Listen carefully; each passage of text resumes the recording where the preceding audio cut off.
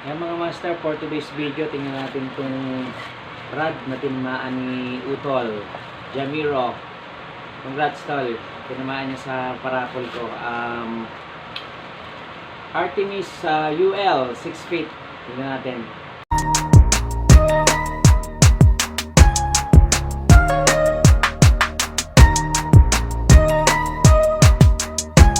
Ayan, tingnan natin. Siyempre, ano na to, buksan ko na to.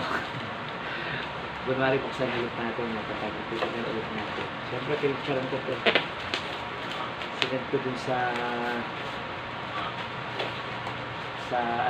FB. Shoutout pala kay kay Master Van James, this store. Ayan. Favorite na to, favorite niyang rod to. Artemis UL. Artemis na UL 6 feet mga master. 6 feet 602 2 piece.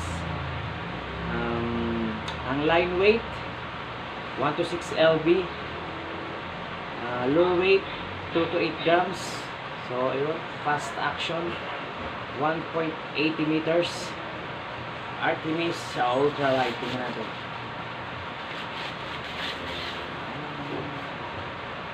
Two-piece. Ayan. Nipis. Para siyang kasi nipis siya ng Mablos Delicacy. Pareho silang 6 feet. 6 feet nga ba yung Mablos? So, ayan. Ito ang kulay niya, black.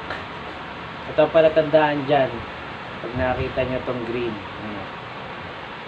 Artemis yan. UL. Ang nipis ng dulo. Sarap pang casting nito. Magaan. Tapos sakto lang ang haba. Ayan. Masarap. Ayun. Tapos ang ring guide. Okay. Maganda. Maliliit. Pang UL talaga. So, kailangan dito, manipis lang yung line mo.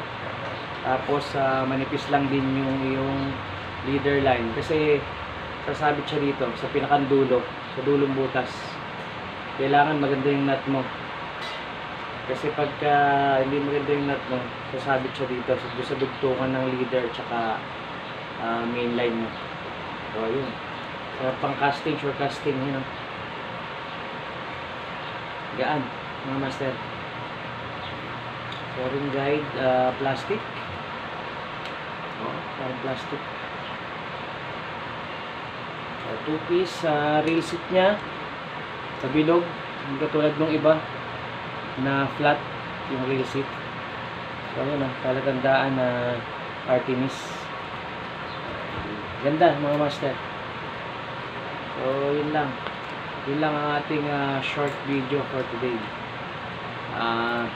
Tingnan lang natin yung Artemis. Shoutout pala sa Kabingwit Anglers, sa mga nagto-tournament ngayon diyan sa Papaya Cove, diyan sa Nasugbu, Batangas. So good luck sa inyong lahat at congrats sa inyong successful na tournament. So yun lang mga master, ating short video. Bye.